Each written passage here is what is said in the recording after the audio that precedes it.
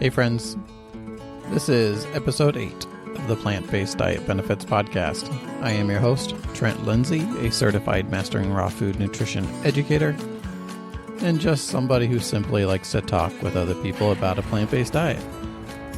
That is what this show is all about. I enjoy talking with others and listening to their success stories, and I have a great one for you today from the incredible shrinking bearded man who I got a chance to sit down with and talk to him about his journey from working at a pig slaughterhouse to losing plenty of weight on a plant-based diet and now inspiring others to do the same.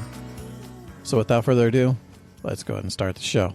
Hey friends, thank you very much for joining me today. I have Jeff Koettel with me on the phone here. I'm excited to chat with him. He goes by the incredible shrinking bearded man on Facebook and Instagram, and this will be a good chance for me to learn a little bit more about Jeff as well. And thank you very much for having you on the show, sir. Hi, thank you for having me, man. It's a pleasure. All right, so I thought first, there may be a lot of people listening that haven't heard your story or know about you. So if you don't mind, just give me a little bit information about yourself, just general stuff. I am a 40-year-old male. I work at a door factory here in Iowa. I'm a proud dad of a almost 11-year-old daughter, and I'm a huge music and movie nerd on top of being a nutrition nerd as well. So self-proclaimed nutrition nerd anyway. So yeah, that's about as basic as it gets, but I have a feeling that a lot of people could benefit from my story. So here I am.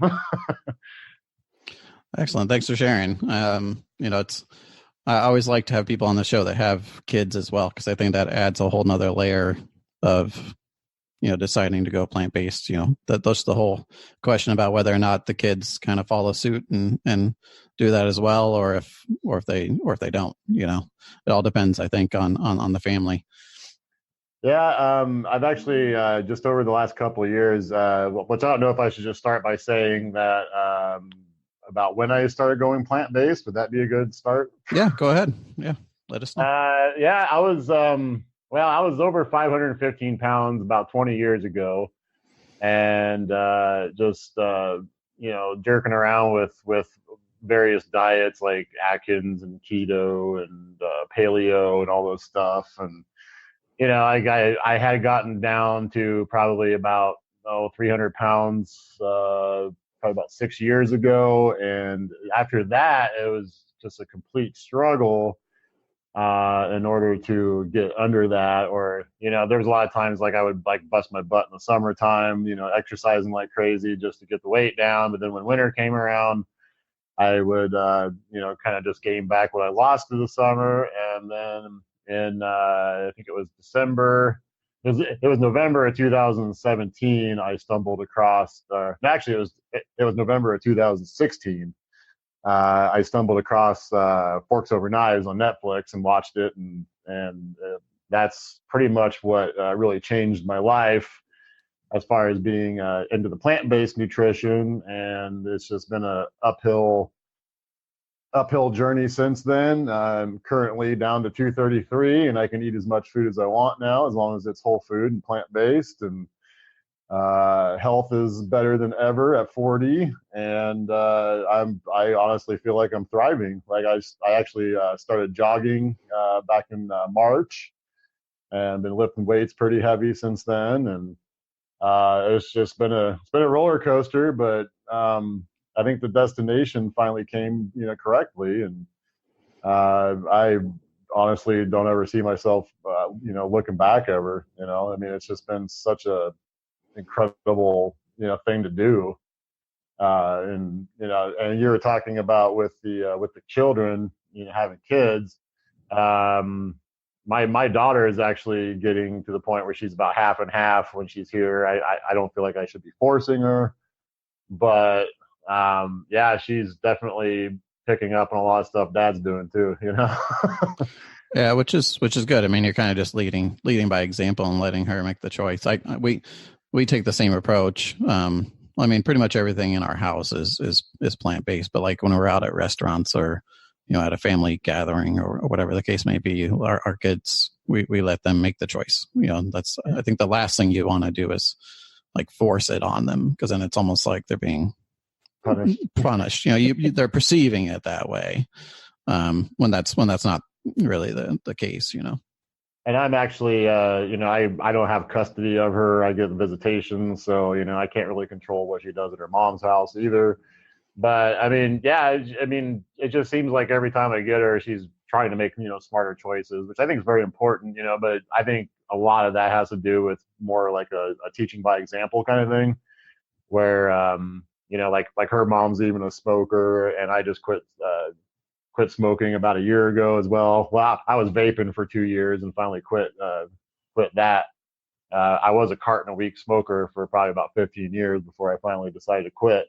And I actually have a feeling that the plant-based nutrition actually helped out a lot with even quitting smoking, because like it gets to the point where your body starts healing so much, and then like everything else like that you're doing that's bad for your health, like you can actually literally feel. Because like I don't know, I think pretty sure most other people would agree with this, but when you're eating the highly processed foods and the heavily animal process, like the heavy animal foods and stuff and everything, like your body just gets so inflamed after so long that you just kind of become immune and almost numb to the inflammation and the pain. You know what I mean?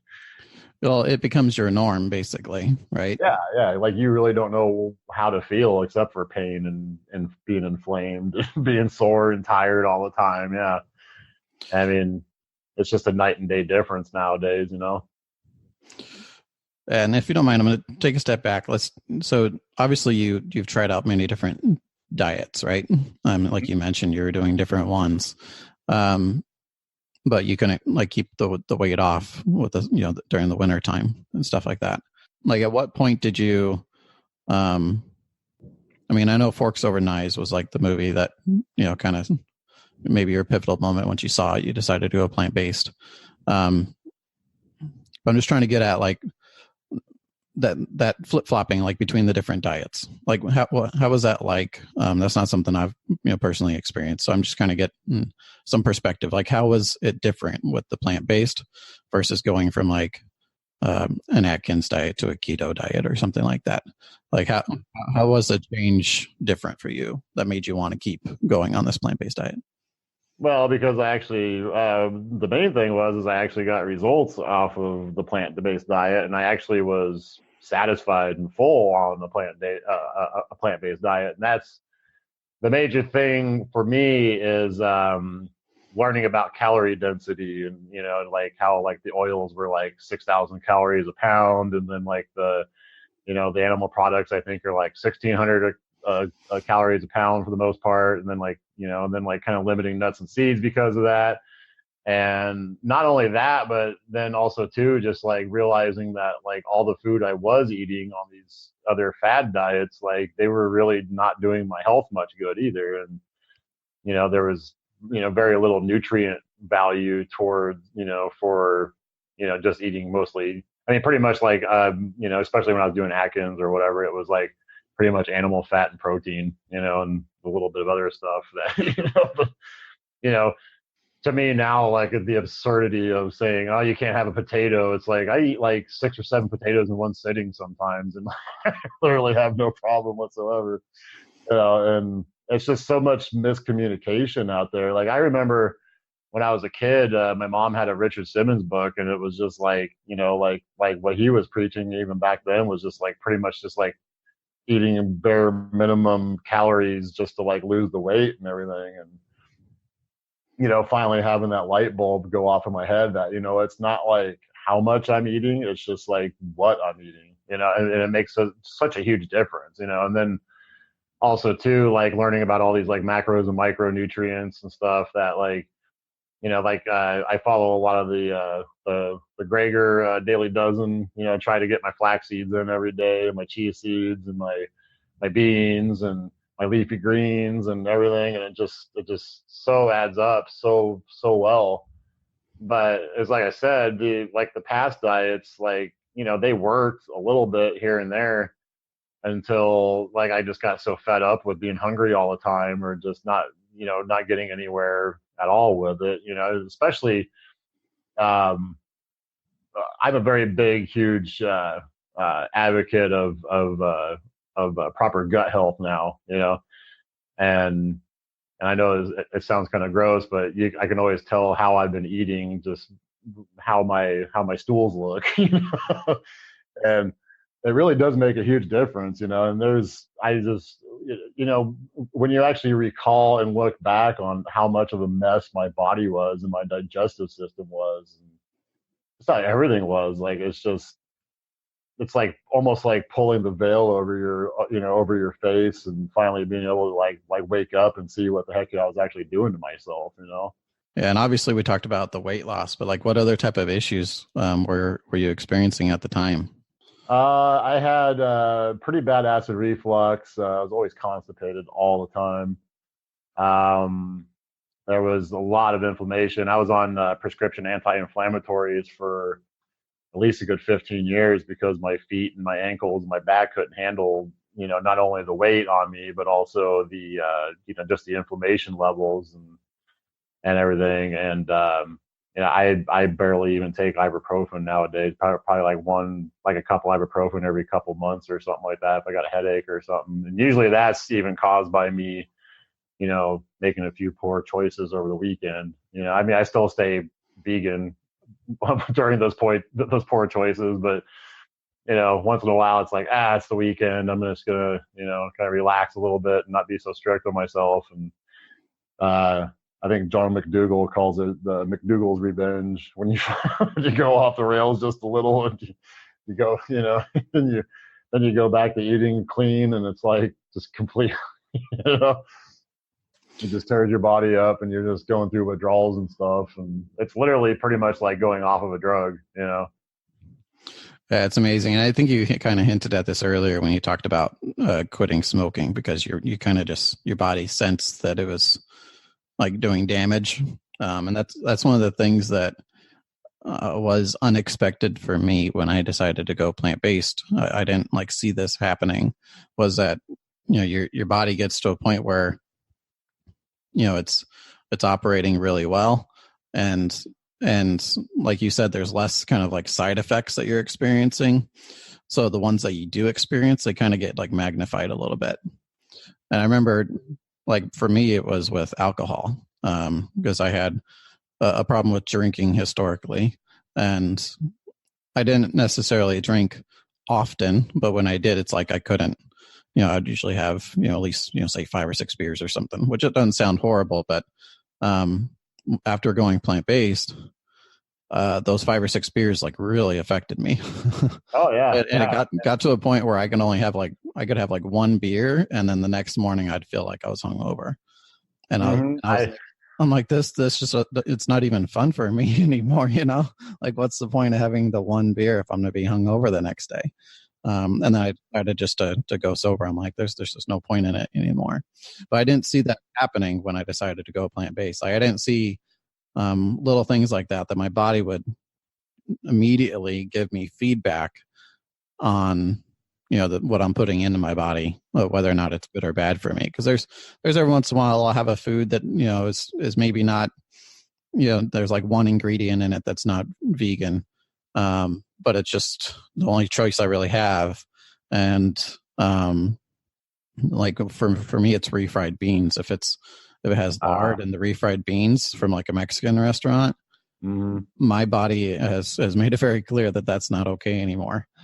I actually had an issue about a month ago where I actually accidentally stumbled into something that had egg in it, and I literally had sulfur burps for like 2 days straight. And this is a guy that not even like 5 years ago I was bringing like 6 hard-boiled eggs to work for lunches and stuff. So yeah, I mean, it's definitely it's like a whole it's like a whole big picture thing. And it's funny because like since going plant-based, and like since I really super cleaned up my diet, and just in the last like 6 months I really stepped up the game. as far as like trying to eat as clean as I can. Now I do indulge in like about a packet of tostadas once a week, or like throughout the week, which a lot of times they are kind of like I know that the oil is so bad, but it's just one of those things I got into and I'm trying to get out of again. I mean, I can't claim perfection still by any means, but I mean, but like the better I treat my body, the more it seems like my body, like I'm actually in tune with it and I can really tell like what's going on. Like even if I start getting like a cold, I'll just like start beefing up the apple cider vinegar and stuff to kind of combat that and make sure I'm getting a lot more like blueberries in my diet. And I'll start doing a little more smoothies. And like for instance too, like a couple weeks ago, I ended up having somehow I got a UTI, which I think it was from just like the tap water I got or whatever that I drink. And they put me on antibiotics, and I totally just I did my research a little bit, and I started eating like 2 cans of sauerkraut a day. And I know that's got a lot of salt in it, but lo and behold, though, the fermented foods in there was actually really helped out my gut microbiome back, getting it back up to speed within about 2-3 days, and before I would have just, not even cared about it or even thought about it. and and I always on my page, which is called the Incredible Shrinking Bearded Man, I talk a lot about the momentum, and like the cleaner I eat, the more it seems like the more energy I got, which means I can actually have the energy and my body feels good enough to actually go on the jogs, or I mow like four yards a week as well, push mow them. And it's just I'm just more apt to actually want to do more after work. I mean, like I work 10-hour shifts at a factory and I still have even energy after that. And it's just crazy as a guy my age, and just to know that I can actually do that, whereas 15 years ago, like I didn't even have the gumption to even do any of that. And it totally is like it's an uphill spiral, I guess, to the point, because it's like the better you start treating yourself, the more apt you are to start wanting to improve other areas in your life. Like I'm actually currently trying to get my finances in order. I'm kind of more dabbling into like minimalism. Been trying to do a lot more like meditation to help out my mental health, as well as the physical health. And just things as simple as like improving your relationships with people, and getting a better night's sleep. I mean, like all that stuff goes hand in hand in hand. And I know a lot of people are just obsessed with scale numbers. And my whole point is, and my mission is to help other people live a better quality of life with what little knowledge I have, but and it's like I said, I honestly think it all goes hand in hand. I mean, you can take care of your physical health all you want, but if you're not taking care of your mental health, then you're really not doing a whole lot of good either. Yeah, absolutely. It's more of a holistic approach, right, to taking care of your health. You can't ignore all the other aspects of it. Yeah, and that's and that's the thing, is I try to do everything pretty much as naturally as I possibly can. And I've been actually kind of like, I don't know if you're familiar with Doug Lyle, Dr. Doug Lyle. Of course. I've been listening to his Beat Your Genes podcast. It's like about the evolutionary psychology and such. And there's been a whole wealth of information on that as well for me to actually try to understand why I do the dumb things that I do on a daily basis, and how it's so easy to fall into those, what he calls the pleasure traps. Yeah, I was about to say, have you read his book, The Pleasure Trap, I have yet? not read the book. I've watched probably hundreds of hours of YouTube with him. Probably, I'm actually obsessed with him anymore, because like it's just like everything that guy talked about, like just totally just like makes sense with me anymore. And it's like the bottom line from what I try to teach anymore and try to just preach is like like all that crappy processed food like our bodies just aren't designed to do anything with that, and it's just that's what's wrecking everybody's health, and their mental and physical health. I mean, when you're pretty much hooked on a substance, like say for instance, there's no Pop-Tart tree out there. And I'm always trying to tell my daughter that all the time too, and she actually, like it makes a lot of sense. Like in our house now, we use like real maple syrup for sweetener instead of sugar, and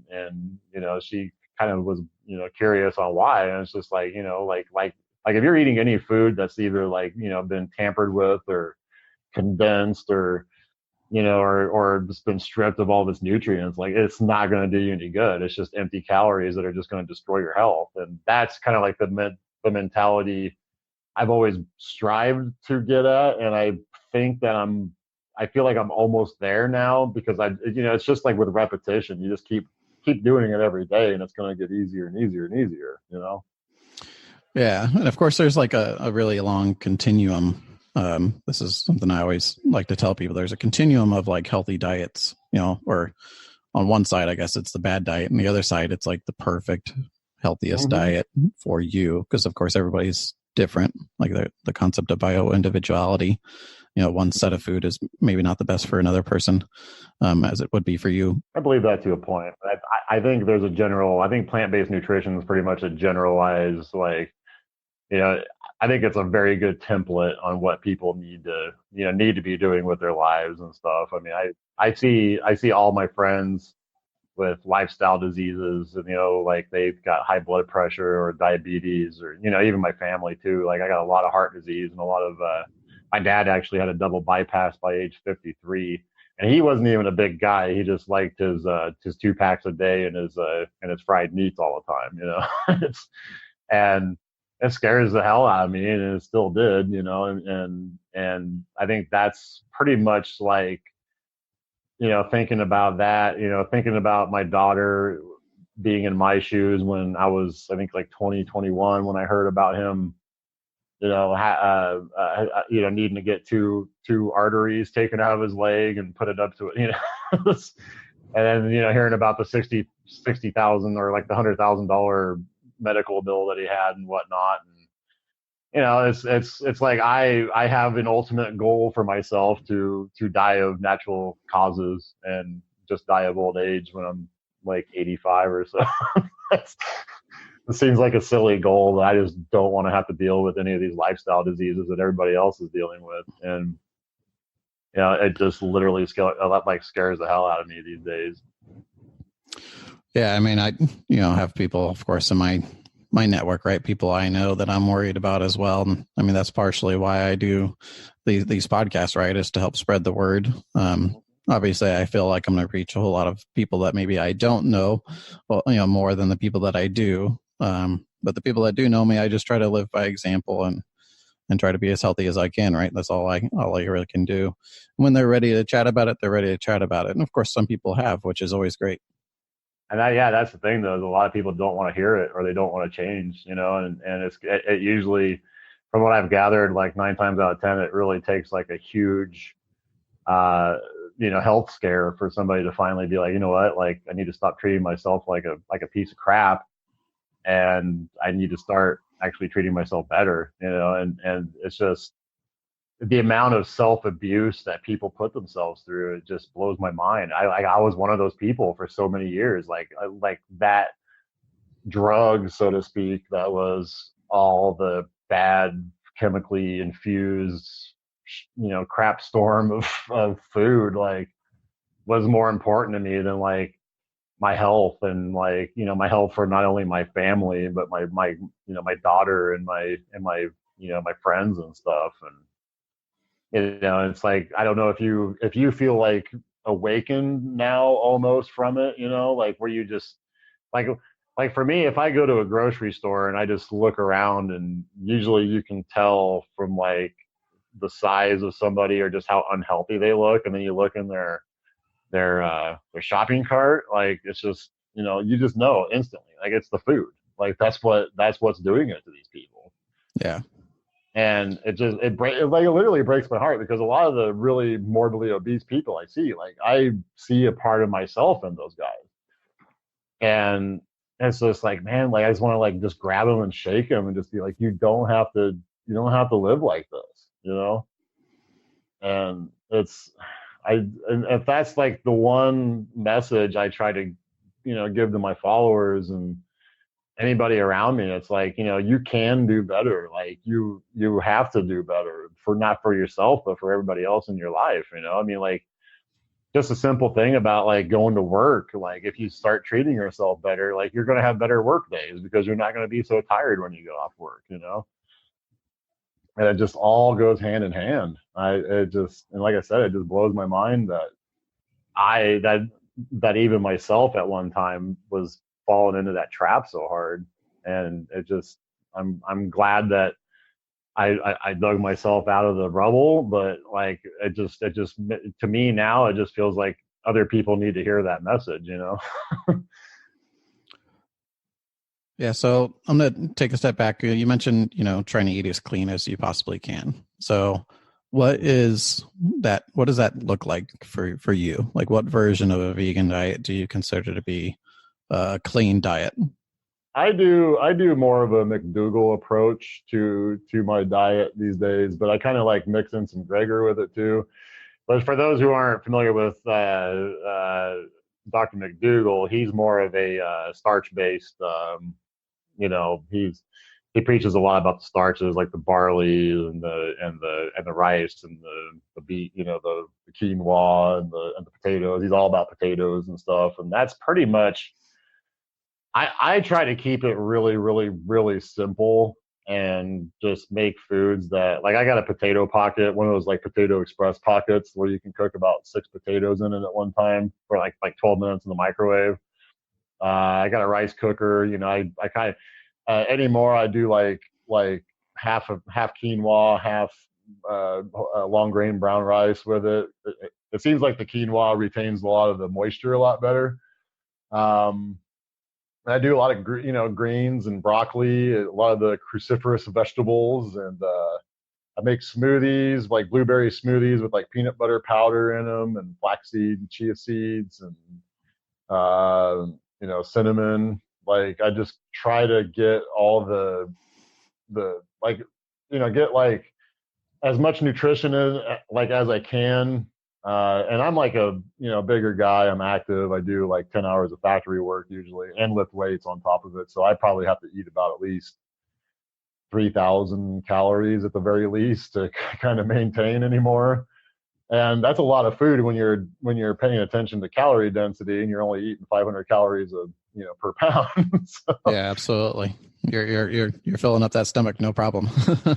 and I'm also doing intermittent fasting every day as well, which kind of makes it even more tough. So when I get home, I have to literally just plow it down food like it's going out of style. But that's how I like, though, because for me, like if I because I'll get home about 4 in the afternoon, and I'll make a big dinner. I usually make like a big potato and bean bowl with like some greens in it and some vegetables, and mash up the potatoes or cut them up and put them in there and make it very spicy. And then I'll let that settle for a while. Then I might have a smoothie, or actually lately I've been getting into like grape nuts and raisin bran for some, with the cashew milk. I've heard that the grape nuts are forks over knives compliant. So, but for me, I like to do those on lift days, because it gives me that instant glycogen kind of, like refueling. It's a very quick, which but like the cereal, like those cereals, like I take it easy on them for the most part. But snacks, pistachios, I'll just bake up some potatoes and just put a little sriracha on them. Lots of fruit for snacks, like I keep bananas in my house like they're going out of style. They're about the cheapest ones I can get. Yeah, but yeah, just pretty much just I try to get in my, like I said, the Gregor daily dozen. I usually try to get in there, like a lot of like I said, the cruciferous vegetables, the kale greens, the chia seeds and the flax seeds and all that stuff. And even mushrooms, I try to get at least a good can of those a day. But a lot of the stuff I do is canned, though. And I know, sometimes they say that it's kind of devoid nutrients. But, like my steamer bags, like I do steamer bags of veggies instead of fresh, because it always I end up throwing away and, wasting so much, but that's what works for me. And if it doesn't work for other people, like I could literally eat the same dinner every night and not get tired of it, because when I'm finally breaking my fast, it's like everything tastes amazing when you're fasting for 20 hours a day. And in the wintertime, I do a lot of like the 3-day water fast for like the cleansing and, like everything else too. But yeah, that's pretty much what like the weekends, I'm a little more lax. I still do the intermittent fasting on the weekends. I'll usually do some, like, about 2 or 3 cups of coffee on Saturday mornings, just to kind of get the bloat off of me a little bit, and get the stimulation going in my bowels from the coffee. I only do that once a week though, but yeah, other than that, it's just mostly water is what I drink, and maybe a kombucha here and there, and just try to keep it simple. That's the main thing that helps me out. Is you see all these forks over knives recipes on there, and it's just like hour prep time to even get them done. Like, I think here pretty soon I'm going to be investing in an Instapot, just because, like, just to make it even easier on myself. I could just throw a bunch of stuff in there and turn it on and go shower, and probably have it done by the time I get done cleaning up. Yeah, and I mean, I like your approach. It's a whole foods plant-based diet. It sounds like not really doing any processed stuff, which is great. That's definitely on that like healthier spectrum. And I'm kind of similar to you in the sense that I eat a lot of starches. That works well for my family too. Just like having young kids, starches kind of give them a little bit more. They're higher calorie density, like you've pointed out. So it's an easier way for them to get the calories that they need. And our diets pretty much have to be the same. Otherwise, it would just be way too kind of hectic from a food planning perspective. But definitely, when you're able, invest in the Instapot. That's one appliance that we use like all the time in our house, even if it's just simply just cooking up, like rice. It comes out like perfect every single time. And then obviously you can do all kinds of soups and different things in there too. Even cooking up like the potatoes. It's just if you want to batch cook more potatoes than 6, you'll be able to cook up a bunch in no time. Yeah, my last investment was a Nutri Ninja, one of those big 72-ounce ninjas for my smoothies. That was the one I was desperately wanting. So I found it on sale. So that, I would have rather had it a Vitamix, but I'm a single dad that's paying child support and living by himself, so I gotta do what I can. Yeah, I hear you. But it really, like, even if somebody's wanting to get involved in this lifestyle, like, it's not hard. It's so much cheaper than going out and spending $4 a pound on meat, for crying out loud.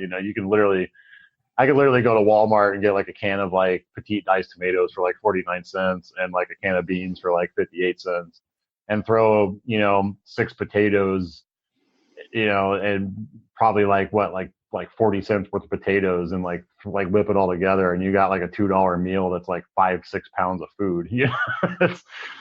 It's so much more sustainable too for the environment as well. And I try to, I really don't know what I'm talking about too much about the environmental aspects of it, but I definitely know that it's not like good for our environment to have a meat heavy diet, and just the amount of crops that they grow to beef up the animals is just ridiculous. Not even including all the water. It's just, for me, it's like trying to make a better life and a better future for myself, but also for like the world, for my kid. And I know that like one person ain't gonna make that huge of a difference, but all these listeners out here, or all my followers or whatever, like, if they hear it enough, it's going to start sinking in a little bit, and every little bit helps. It's just, to me, it's just like when you finally learn all there is, which I don't think anybody knows what all there is to know about plant-based nutrition.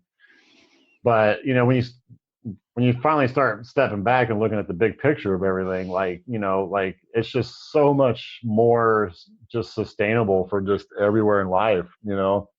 And I personally like the idea of like just not having any death on my hands for the food choices I make. I mean, of course, there's going to be like some ground squirrels or like in the plows when they're plowing the crops. There's not going to be there's going to be animals sacrificed during that. I mean, but to literally just go out and eat animal products for the sake of eating animal products to me is just kind of just seems like a waste. I mean, we're always going to be sacrificing an animal somehow, some way, harvesting some kind of crop. I mean, you can't avoid it 100%, but I know I definitely sleep a lot better at night knowing that my diet's not full of death and destruction, you know?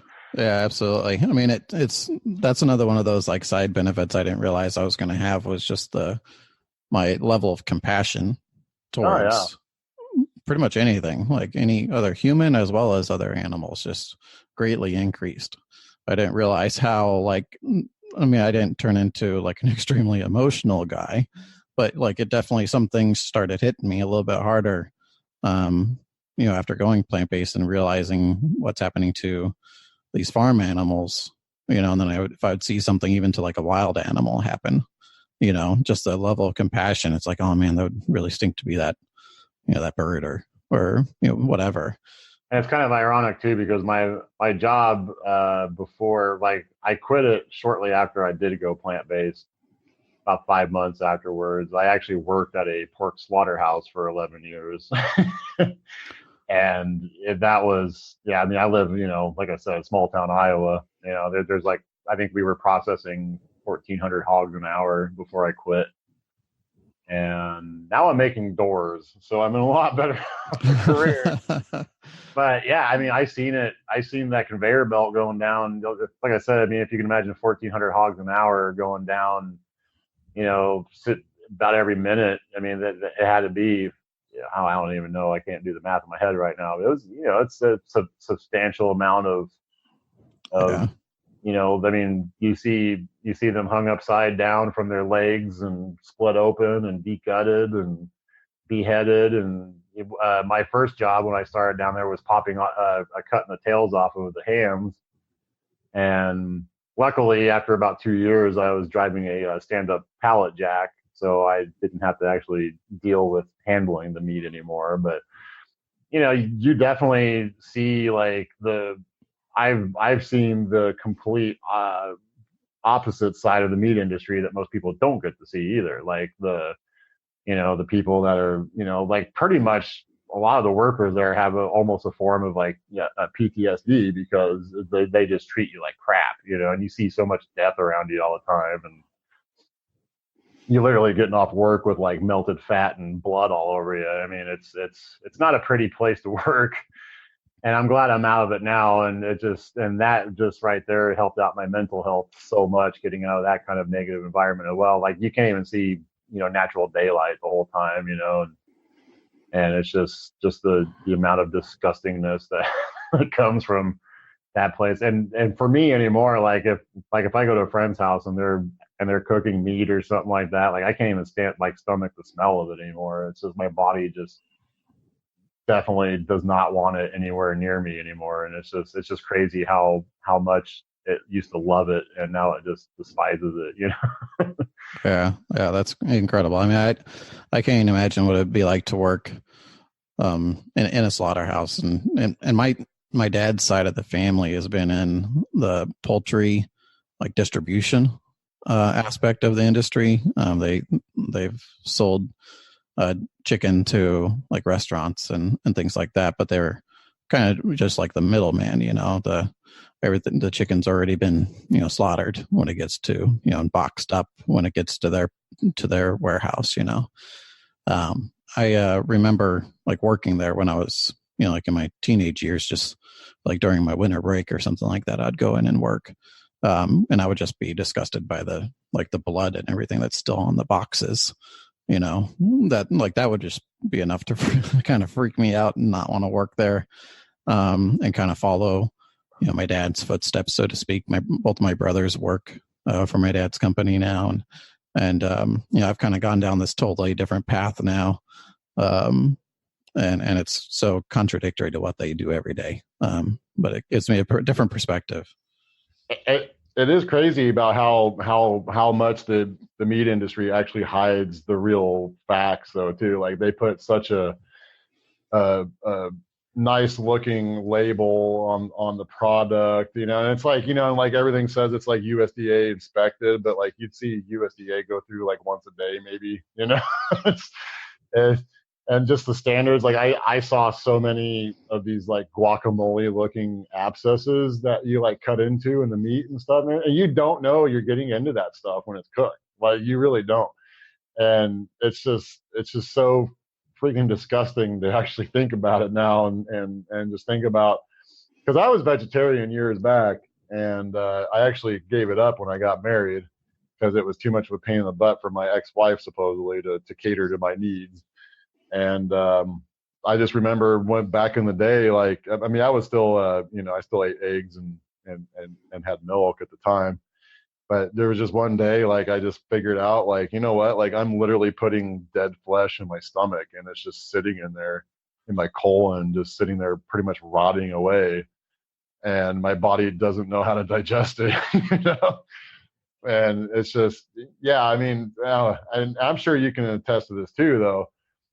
Like, when you go plant-based, there is absolutely no problem going number 2 at all anymore. The constipation's a thing of the past. I mean, and it's just, it blows my mind, just even that. Like, I tracked it a while ago. Like, I'm not a proponent on tracking calories. I'm all about the intuitive eating, as long as you're, within the calorie density of, like, 600 pounds or less. And yeah, there's just so much food I can eat now, and just volume, and I literally get to eat like my old fat days, but I just don't get fat anymore.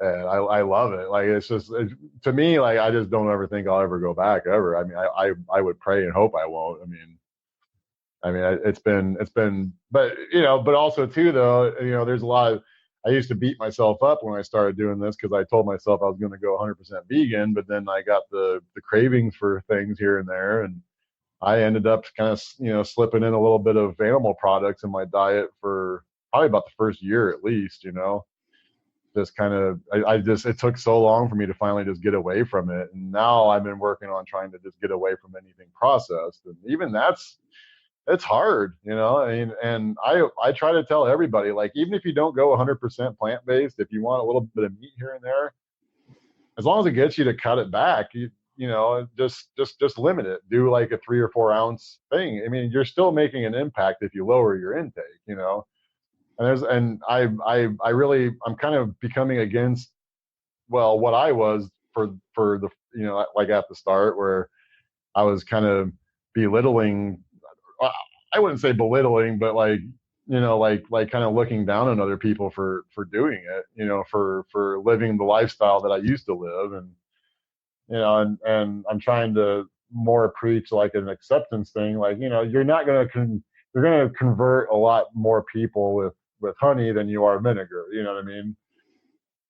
And if somebody is out there and they're wanting to go plant-based, but they're having a hard time, just like keep trying, that's, you don't have to have the all or nothing mentality. And eventually your healthier habits, your body's going to start feeling better. Your body's going to start thanking you. And, all these things that you never knew were wrong with your health, you're going to be like, whoa, like, I actually have a reaction to cheese now, because I've cut it out for so long. Or I have a reaction to Pop-Tarts. I'm all about bashing Pop-Tarts. I don't know why. It's just a quick little, thing. But yeah, I mean, there's just so many people out there that just feel like they're just so overwhelmed by even the idea that they don't even want to start. And you really don't have to go 100% at the start. I think that's what gets lost in the translation a lot of times, is the community out there is so like black and white that, like, we need to just, just take it a little easier, and just kind of, just accept people for their habits, and encourage them to change them, and not be pushy. And just, try to do your best to lead them the right way without shoving it down their throats every day.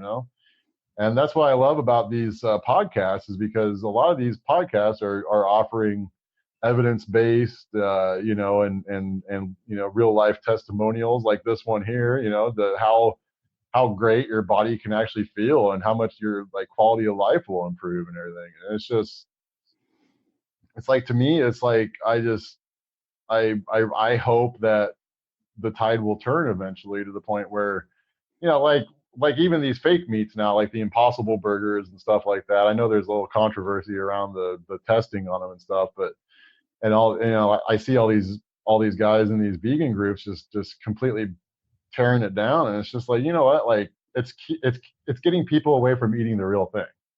It might not be the best thing for their health, but it's a step in the right direction.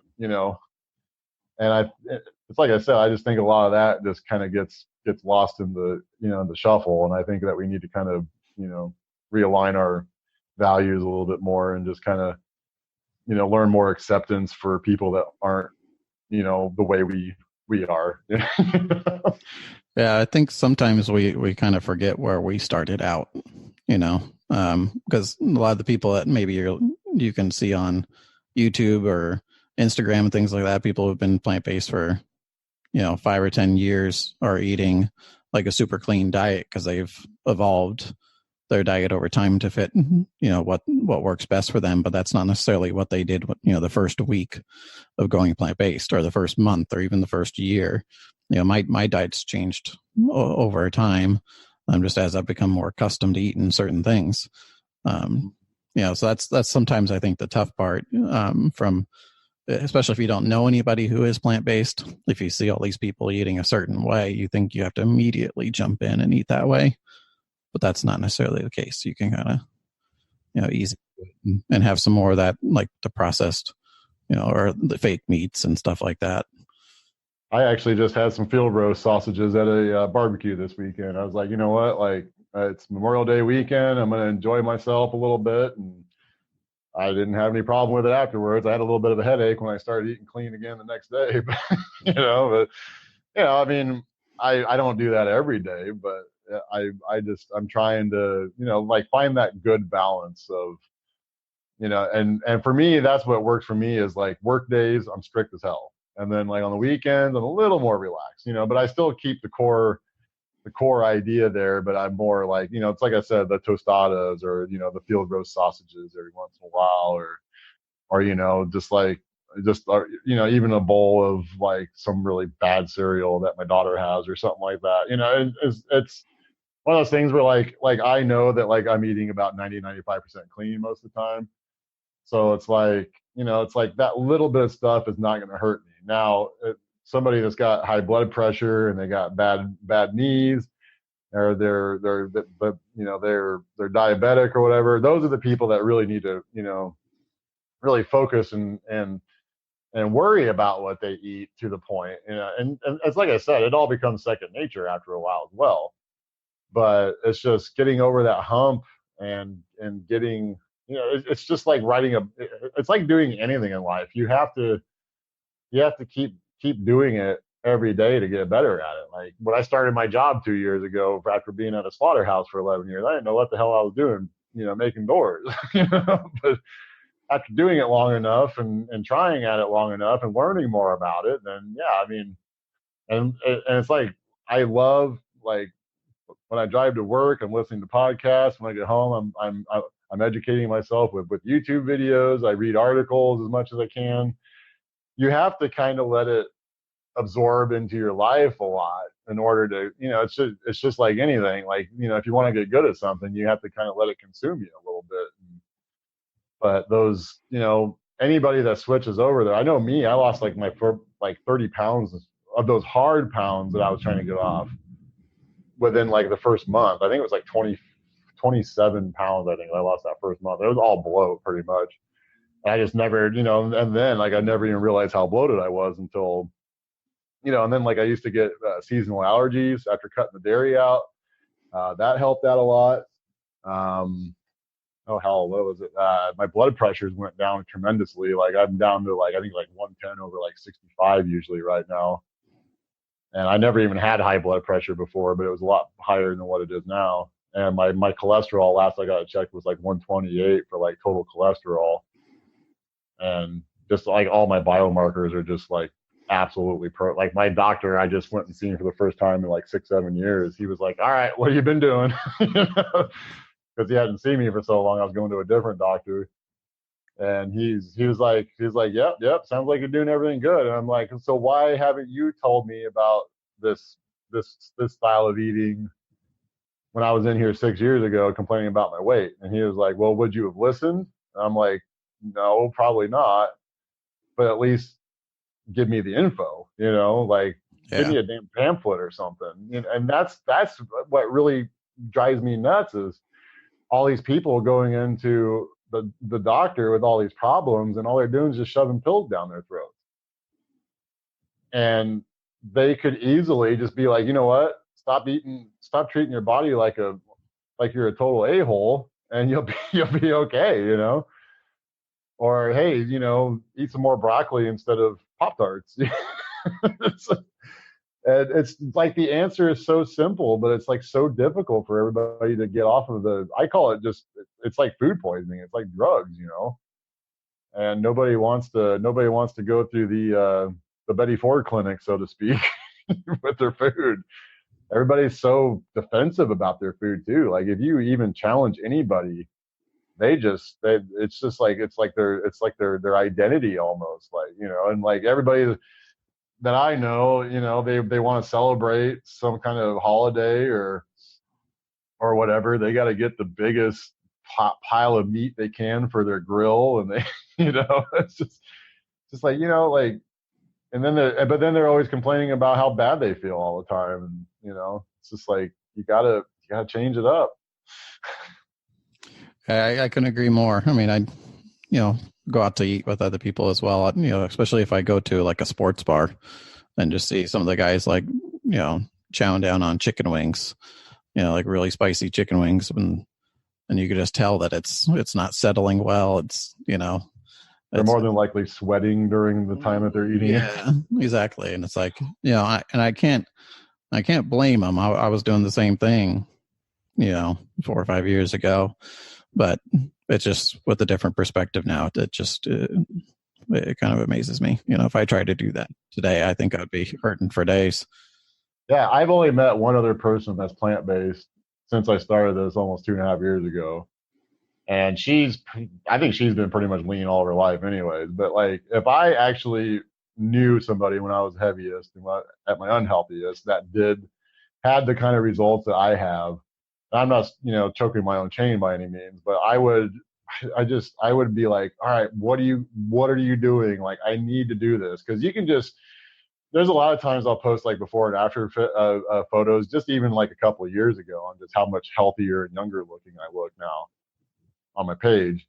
And it even blows my mind sometimes about how much, like I'm pretty sure quitting smoking probably helped out quite a bit too, but it's just, man, like, it's just the energy levels and like the youthfulness and like even the libido, I know that one guy on Forks Over Knives talking about the flag.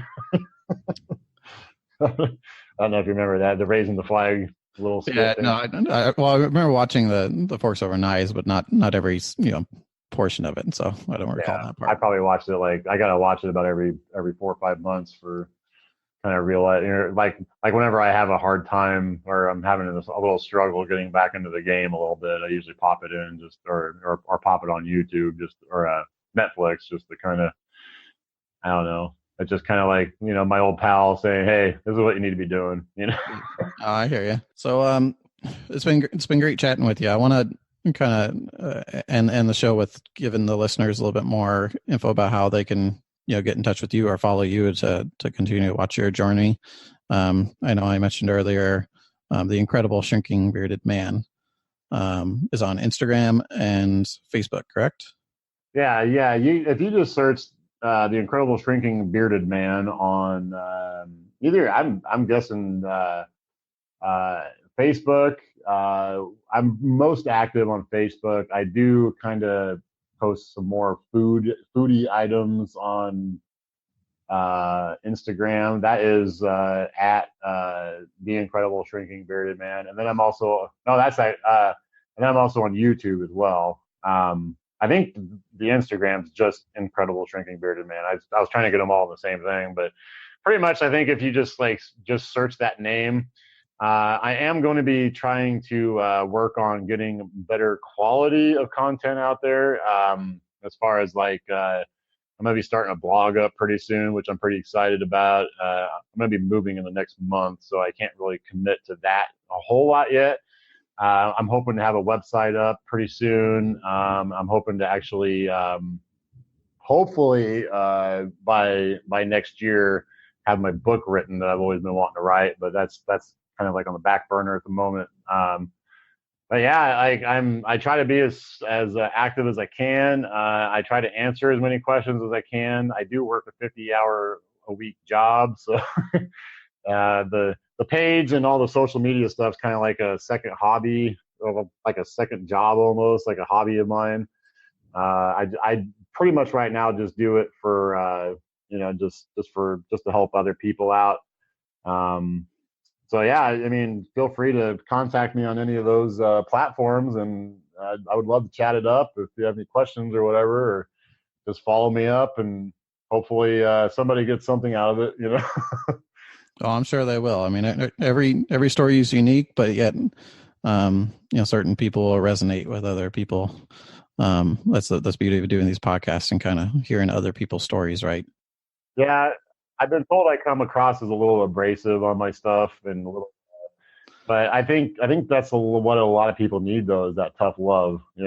That hey, you instead of just candy coating it, it's you need to be doing better. That's pretty much my approach, and I think that a lot of people need that. But the mission's still the same, and I love being on a more diverse platforms too. So, like I said, this is my 4th podcast now, so I'm pretty excited about that. The more the merrier, Yeah. Well, it's been a pleasure having you on the show. It's been great learning about your story. I really hope that, some of my closest friends and family listen to it as well, to hear what you've gone through and help them along their journey, as well as any other listeners that are out there too. Yeah, most definitely. Thank you for your time tonight, man. Hey, friends. Thank you for listening to episode 8 of the Plant-Based Diet Benefits Podcast. It's a pleasure having you guys listen in today. You can check out our show notes page at www.plantbaseddietbenefits.com/8 for more details about the incredible Shrinking Bearded Man and the conversation that we had today. Be sure to subscribe to our show so that way you don't miss upcoming episodes as well. And if you'd like, you can join our community on Facebook. You can visit that at www.plantbaseddietbenefits.com/community. That will redirect you to our Facebook page where you can connect with others who have followed the podcast and ask your questions as well.